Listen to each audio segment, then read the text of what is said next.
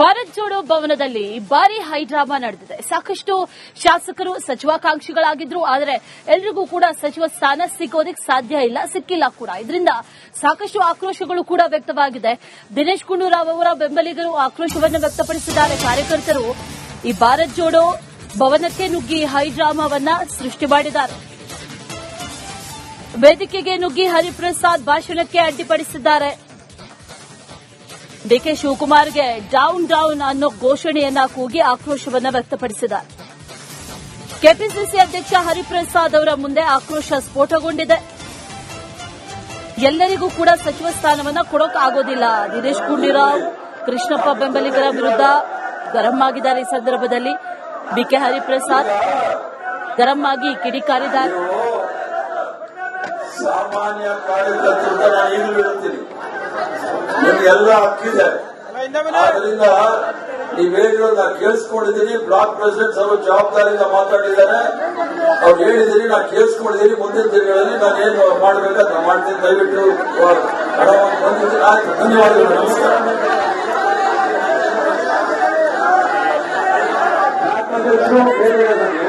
ದಯಮಾಡಿ ವಿಜಯನಗರ ಮತ್ತೆ ಗೋವಿಂದನಗರ ಕಾರ್ಯಕ್ರಮ ದಯಮಾಡಿ ನಮ್ಮ ಎಸಿಸಿ ಅಧ್ಯಕ್ಷರು ತಮ್ಮ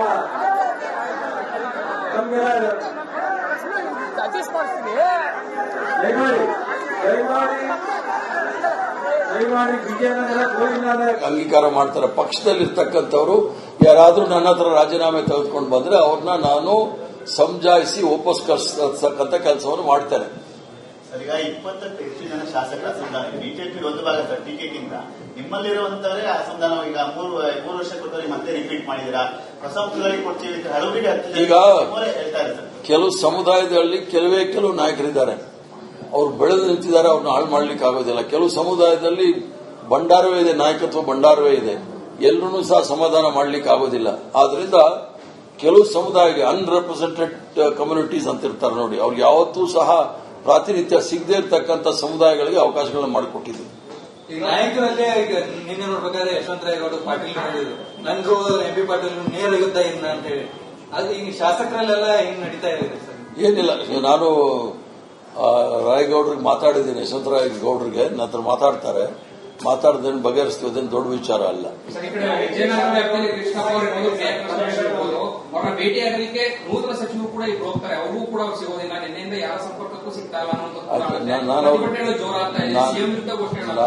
ಅವ್ರಿಗೆ ಮಾತಾಡಿದ್ದೀನಿ, ಸಮಾಧಾನವಾಗಿರಕ್ಕೆ ಅವ್ರನ್ನ ನಾನು ಈಗಾಗಲೇ ಮನವಿ ಮಾಡಿಕೊಂಡಿದ್ದೀನಿ. ಪುನಃ ಅವ್ರಿಗೆ ಮಾತಾಡ್ತೀನಿ. ಬೇಸರ ಆಗಿರುತ್ತೆ, ಯಾಕಂದ್ರೆ ಇಬ್ಬಿಬ್ರು ಆ ಕ್ಷೇತ್ರದಲ್ಲಿ ಗೆದ್ದಿರುವಾಗ ಅವಕಾಶ ಸಿಕ್ಕಿಲ್ಲ ಅಂದಾಗ ಬೇಸರ ಆಗುತ್ತೆ. ಬಟ್ ಪ್ರಿಯಾ ಕೃಷ್ಣ ಅವರು ಇನ್ನೂ ಯುವಕರಿದ್ದಾರೆ, ಬಹಳ ಭವಿಷ್ಯ ಬಹಳ ಉಜ್ವಲವಾಗಿದೆ. ಮುಂದೆ ಏನಾದರೂ ಒಳ್ಳೇದಾಗುತ್ತೆ. ಕೆಲವು ಸಂದರ್ಭದಲ್ಲಿ ಆಗುತ್ತೆ. ಈಗ ತನ್ವೀರ್ ಸೇಠ್ ಅವರಿಗೆ ಅನ್ಯಾಯ ಆಗಿದೆ ಅಂತ ನಾನು ಒಪ್ಕೊಳ್ತೀನಿ, ಆದರೆ ಆ ಸಮುದಾಯಕ್ಕೆ ಯಾವತ್ತೂ ಸಹ ಇಷ್ಟೊಂದು ಪ್ರಾತಿನಿಧ್ಯ ಕೊಟ್ಟಿಲ್ಲ, ಪ್ರಾತಿನಿಧ್ಯವನ್ನು ಸಹ ಕೊಟ್ಟಿದೆ.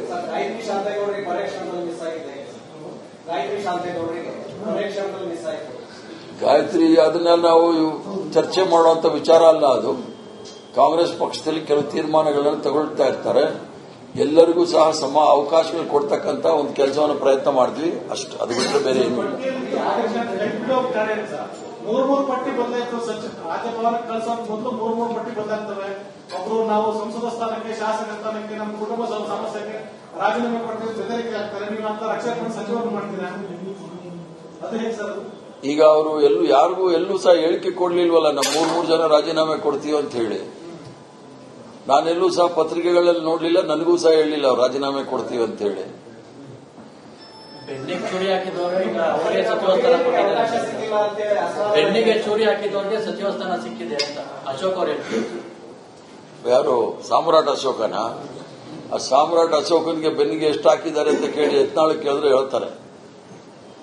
ನಮ್ಮ ಯತ್ನಾಳ್ ಸಾಹೇಬರು ಏನೇನು ಹೇಳಿದ್ದಾರೆ ಅದಕ್ಕೆ ಜೀರ್ಣ ಮಾಡ್ಕೊಳಕ್ ಹೇಳಿ. ಕಾಂಗ್ರೆಸ್ ಪಕ್ಷದ ಬಗ್ಗೆ ಮಾತಾಡೋದಕ್ಕೆ ಸ್ವಲ್ಪ ಯೋಚನೆ ಮಾಡಿ ಮಾತಾಡೋದು ಒಳ್ಳೇದು. ವಿಚಾರದಲ್ಲಿ ಟೆಕ್ನಿಕಲ್ ಇಶ್ಯೂ, ಟೆಕ್ನಿಕಲ್ ಪ್ರಾಬ್ಲಮ್ ಇದ್ದವ್ರ ಹೆಸರು ಬಂತು ಅಥವಾ ಅವರ ಹೆಸರನ್ನ ಕೈ ಬಿಡಬೇಕಾಯ್ತು ಅನ್ನೋ ವಿಚಾರದಲ್ಲಿ. ಬಟ್ ಬೆಳಿಗ್ಗೆ ಪ್ರಿಯಾಂಕಾ ಖರ್ಗೆ ಅವರು ಹೇಳ್ತಾರೆ, ನಿನ್ನೆ ಸರ್ವಪಕ್ಷಗಳ ಸಭೆ ಇತ್ತು, ಆ ಸಂದರ್ಭದಲ್ಲಿ ಆಧಾರದಲ್ಲಿ ಸೈನ್ ಮಾಡೋದಿಲ್ಲ ಅನ್ನುವಂಥದ್ದು. ಅಂದ್ರೆ ಮುಂದೆ ರಾಜ್ಯದ ಸಚಿವ ಸಂಪುಟವನ್ನ ನಿರ್ಧಾರ ಮಾಡುವಂತ ಯಾಕೆ ಈ ತರ ಗೊಂದಲ? ಸರ್ವಪಕ್ಷದ ಸಭೆ ಬೇರೆ, ಮಂತ್ರಿಮಂಡಲದಲ್ಲಿ ಆಗುವ ಸಂದರ್ಭದಲ್ಲಿ ಬೇರೆ.